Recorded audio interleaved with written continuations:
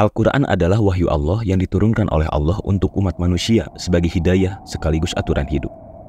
Kalimat ini sering disampaikan oleh para pemuka agama kepada umat Islam. Namun, saya meyakini sebagian besar yang menerima atau mengiyahkan kalimat ini berangkat dari keyakinan, bukan kebenaran yang bersifat universal. Ini bisa menjadi bom waktu bagi umat Islam itu sendiri. Sesuatu yang didasari berdasarkan keyakinan biasanya bersifat bias dan tidak berlaku secara universal. Sebagai kitab yang diperuntukkan bagi umat terakhir dan untuk segala waktu dan zaman, Al-Quran dianggap harus mampu memberikan bukti-bukti kebenarannya. Dan untuk membuktikan kebenaran itu, Al-Quran harus relevan dengan perkembangan sains modern. Kita akan bahas sebagian kecil dari besarnya keajaiban Al-Quran melalui relevansinya dengan sains modern. Di video ini, kita tidak menempatkan Al-Quran sebagai petunjuk agama, tapi Al-Quran sebagai sumber informasi ilmiah. Atas dasar itu, demi menghindari bias informasi, mari kita kosongkan gelas. Lepaskan seluruh atribut keyakinan, dogma, pengaruh lingkungan, dan emosional. Kita makhluk berpikir. Maksimalkan nalar berpikir secara bebas dan objektif.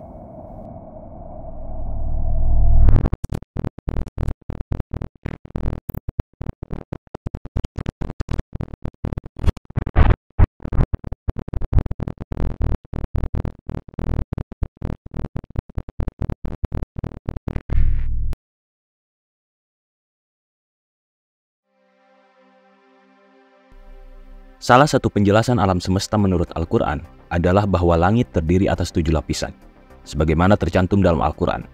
هو الذي خلق لكم ما في الأرض جميعا ثم استوى إلى السماء فسواهن 7 سماوات وهو بكل شيء عليم. Dialah Allah yang menjadikan segala yang ada di bumi untuk kamu, dan Dia berkehendak menuju langit. Lalu dijadikannya 7 langit, dan Dia maha mengetahui segala sesuatu. Kemudian Dia menuju langit, dan langit itu masih merupakan asap. Maka Dia menjadikannya 7 langit dalam 2 masa, dan Dia mewahyukan pada tiap-tiap langit urusannya. Kata langit yang kerap kali muncul di banyak ayat dalam Al-Quran digunakan untuk mengacu pada langit, bumi, dan juga keseluruhan alam semesta. Dengan makna kata seperti itu, terlihat bahwa langit, bumi, dan termasuk di dalamnya atmosfer terdiri dari 7 lapisan. Persis sebagaimana dinyatakan dalam Al-Quran, atmosfer terdiri atas 7 lapisan. Para ilmuwan menemukan bahwa atmosfer terdiri dari beberapa lapisan. Lapisan-lapisan tersebut berbeda dalam ciri-ciri fisiknya, seperti tekanan dan jenis gasnya. Lapisan atmosfer yang terdekat dengan bumi disebut troposfer. Ia membentuk sekitar 90% dari keseluruhan massa atmosfer. Lapisan di atas troposfer disebut stratosfer. Lapisan ozon adalah bagian dari stratosfer di mana terjadi penyerapan sinar ultraviolet. Lapisan di atas stratosfer disebut mesosfer. Termosfer berada di atas mesosfer. Gas-gas terionisasi membentuk suatu lapisan dalam termosfer yang disebut ionosfer. Bagian terluar atmosfer bumi membentang dari sekitar 480 km hingga 960 km. Bagian ini dinamakan eksosfer. Keajaiban penting lain dalam hal ini disebutkan dalam surat Fussilat ayat ke-12. Dia mewahyukan pada tiap-tiap langit urusannya. Dengan kata lain, Allah dalam ayat ini menyatakan bahwa Dia memberikan kepada setiap langit tugas atau fungsinya masing-masing. Sebagaimana dapat dipahami, tiap-tiap lapisan atmosfer ini memiliki fungsi penting yang bermanfaat bagi kehidupan umat manusia dan seluruh makhluk hidup lain di bumi. Setiap lapisan memiliki fungsi khusus, dari pembentukan hujan hingga perlindungan terhadap radiasi sinar-sinar berbahaya, dari pemantulan gelombang radio hingga perlindungan terhadap dampak meteor yang berbahaya. Sebuah keajaiban besar bahwa fakta-fakta ini tak mungkin ditemukan tanpa teknologi canggih abad ke-20. Namun secara jelas dinyatakan oleh Al-Quran 1400 tahun yang lalu.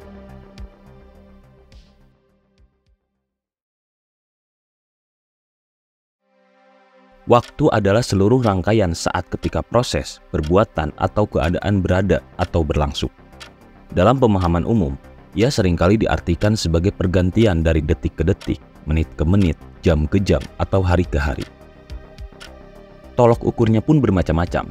Bila mengikuti penanggalan Komariah, maka dari awal ke akhir bulan mengikuti perputaran bulan terhadap bumi. Bila menurut kalender Masehi, misalnya, maka satu pergantian hari dihitung sejak pukul 00. Persepsi mengenai waktu dapat beraneka pula. Contoh, 1 jam bertemu keluarga bisa saja menjadi waktu yang teramat singkat bagi mereka yang tiap hari berada di rumah.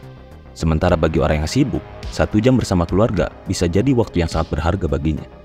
Dengan begitu, ukuran waktu yang kita gunakan memang sesuai dengan kesepakatan yang kita amini sesuai dengan rentangnya. Namun, perkara lama atau tidaknya, waktu sangatlah relatif. Begitupun soal waktu yang kita peroleh di dunia. Semua orang tentu punya pandangan yang berbeda tentang waktu sesuai dengan pengetahuan dan keadaannya masing-masing. Abinya Nasa dalam bukunya Belajar Mudah Memahami Hikmah menjelaskan bahwa pandangan waktu hidup yang sesungguhnya hanya diserahkan sepenuhnya kepada Allah Subhanahu wa Ta'ala.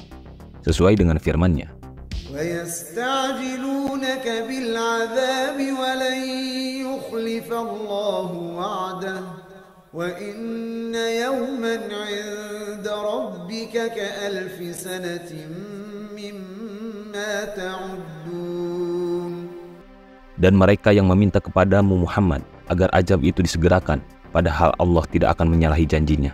Dan sesungguhnya, sehari di sisi Tuhanmu adalah seperti 1000 tahun menurut perhitunganmu. Secara saintis, ayat di atas menyeratkan konsep relativitas waktu, sebuah konsep yang diperkenalkan oleh Albert Einstein melalui teori relativitas. Sebelumnya, selama hampir 200 tahun, dunia fisika didominasi oleh fisika Newton yang menyatakan bahwa waktu adalah konstan. 1 jam adalah sama dimanapun dalam kondisi apapun. Menurut Einstein, waktu adalah relatif, bergantung pada kecepatan bergerak dari seseorang atau sesuatu. Dalam teori relativitasnya, Einstein menunjukkan bahwa waktu merupakan variabel relatif yang bergantung pada gerak pengamat dan benda yang diamati. Dalam kerangka acuan yang stasioner terhadap suatu benda, waktu berlalu secara normal sesuai dengan pengalaman kita sehari-hari. Namun jika suatu benda bergerak dengan kecepatan yang cukup besar relatif terhadap pengamat, maka waktu yang dialami pengamat berbeda dengan waktu yang dialami benda. Dalam Al-Quran surat Al-Ma'arij ayat 1-7, Allah berfirman, سأل سائل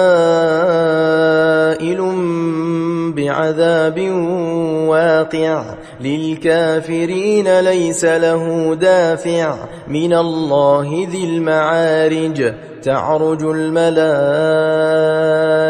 والروح إليه في يوم كان مقداره 50,000 سنة فاصبر صبرا جميلا إنهم يرونه بعيدا ونراه قريبا. Seorang peminta telah meminta kedatangan azab yang bakal terjadi untuk orang-orang kafir yang tidak seorang pun dapat menolaknya, yang datang dari Allah, yang mempunyai tempat-tempat naik. Malaikat-malaikat dan Jibril naik menghadap kepada Tuhan dalam sehari yang kadarnya 50.000 tahun. Maka bersabarlah kamu dengan sabar yang baik.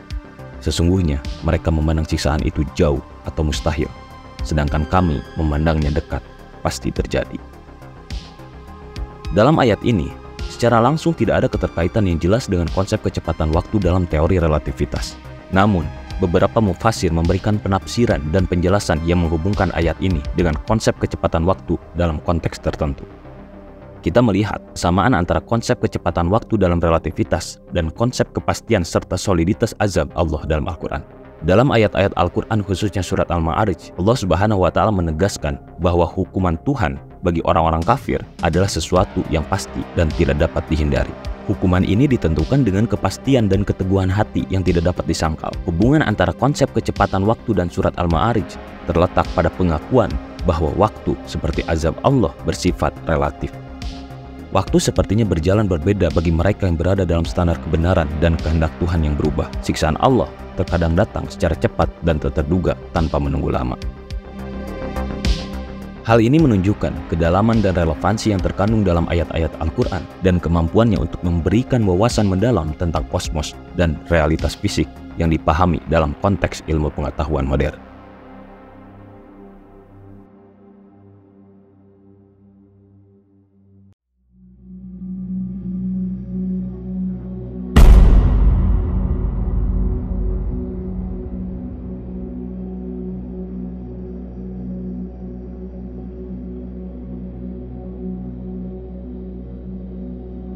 Hingga awal abad ke-20, satu-satunya pandangan yang umumnya diyakini di dunia ilmu pengetahuan adalah bahwa alam semesta bersifat tetap dan telah ada sejak dahulu kala tanpa permulaan.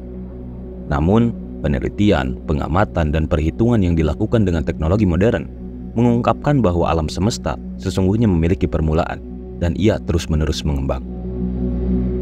Dalam salah satu teori, para ilmuwan mengatakan bahwa awal mula alam semesta ini berbentuk satu massa yang besar atau nebula primer.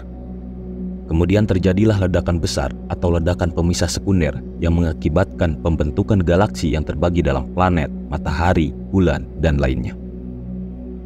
Teori ini kemudian kita kenal sebagai teori Big Bang. Diperkenalkan pada tahun 1927 oleh ahli kosmologi Belgia, Georges Lemaitre. Fakta ini dibuktikan juga dengan menggunakan data pengamatan pada tahun 1929. Ketika mengamati langit dengan teleskop, Edwin Hubble, seorang astronom Amerika, menemukan bahwa bintang-bintang dan galaksi terus bergerak saling menjauh. Sebuah alam semesta di mana segala sesuatunya terus bergerak menjauhi satu sama lain, berarti bahwa alam semesta tersebut terus-menerus mengembang. Teori Big Bang menunjukkan bahwa semua benda di alam semesta pada awalnya satu wujud dan kemudian terpisah-pisah. Ini diartikan bahwa keseluruhan materi diciptakan melalui Big Bang atau ledakan raksasa dari satu titik tunggal dan membentuk alam semesta yang sekarang dengan cara pemisahan satu dengan yang lain.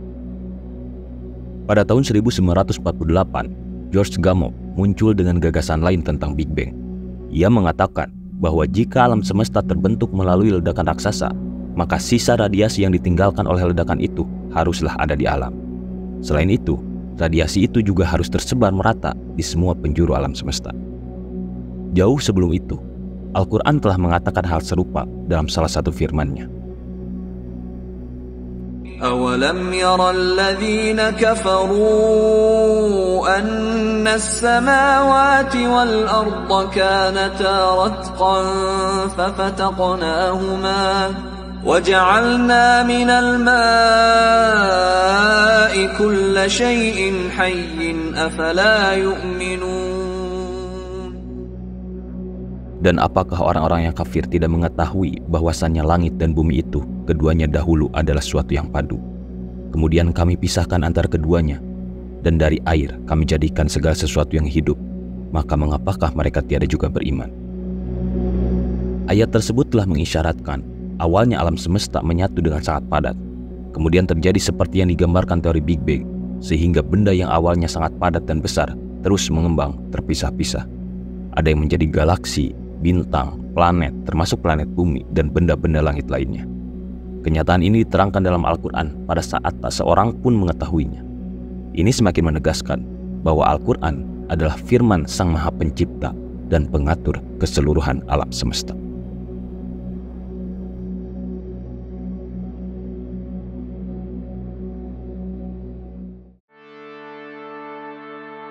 Sebelum menutup video ini, saya ingin menegaskan bahwa tidak salah, namun tidak tepat juga jika menguji kebenaran Al-Quran merujuk pada sudut pandang sains modern sebagai hasil akhir dari kesimpulan.